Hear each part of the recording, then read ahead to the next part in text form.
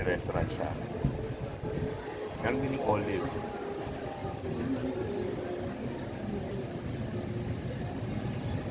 Dito billiard stars.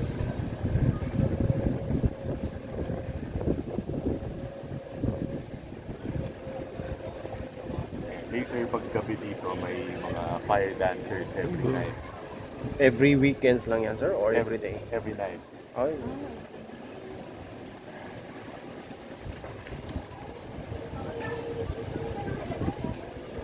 Pool bar. Sa lahat ng sa lahat ng mga restaurants dito, mga ganyan, clients niyo can enjoy 30% discount. Ito yung mga villas.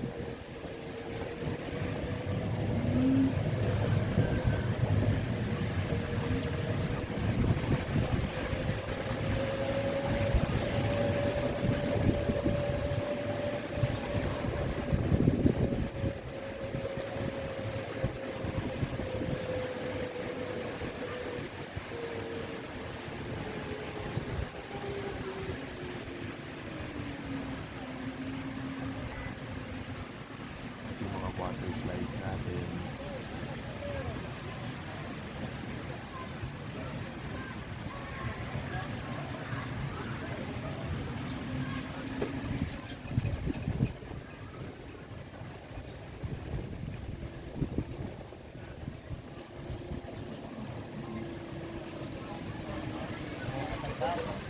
Ito yung beach side naman. Doon may restaurant din yung Coral. Mm-hmm.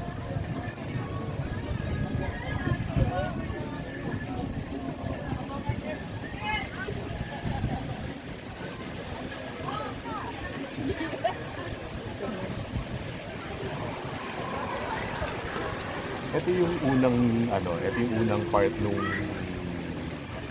tawag yung J-Park. Yung sabi kong expansion na newly acquired na property, itong nandito sa kabilang side. So I think sir, parang pa yan, no? Mga additional na mga villas pa yan. Oo. Wala pa sila. Hindi naman villas yung mga sinasabi. Masa wala pang sinasabi. Wala pang balita. Pero ito siya, ito yung side na to. Kasi ito yung actual na natin. Itong nandito yan. Ito pa madadagdag pa siya. Kaya 16.5 hectares na.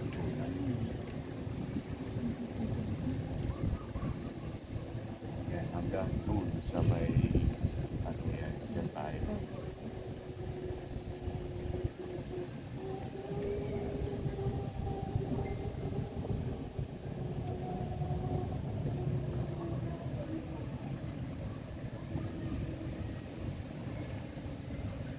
Doon sa isang building magkakaroon ng parang roof deck na restaurant yan sir, no?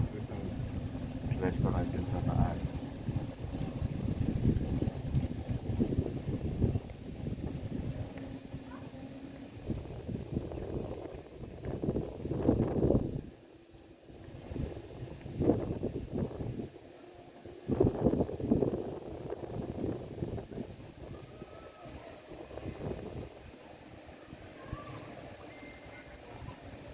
Dagdag siguro yung family business dito. Kasi isa lang. Dalawa lang.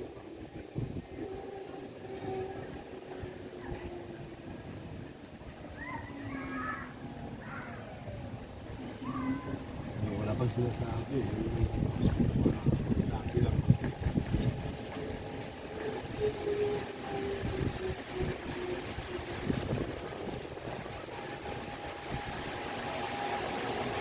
Hindi naman kasabol. Yung sa Bohol, no? Ayun pala sa'yo. Since accredited na kayo dito, magkakaroon din tayo sa Bohol. Mas malaki yun. Condotel din. Oo, pero siyempre, iaano muna yun. Parang gagawin muna bago natin start yun. Once na nag-operate na yan, din natin malalaman. Kailan yung launching nun, sir? Yung Wala mag-start pa, yung operation. Wala pa, sir. Pero naka-under construction na yun eh.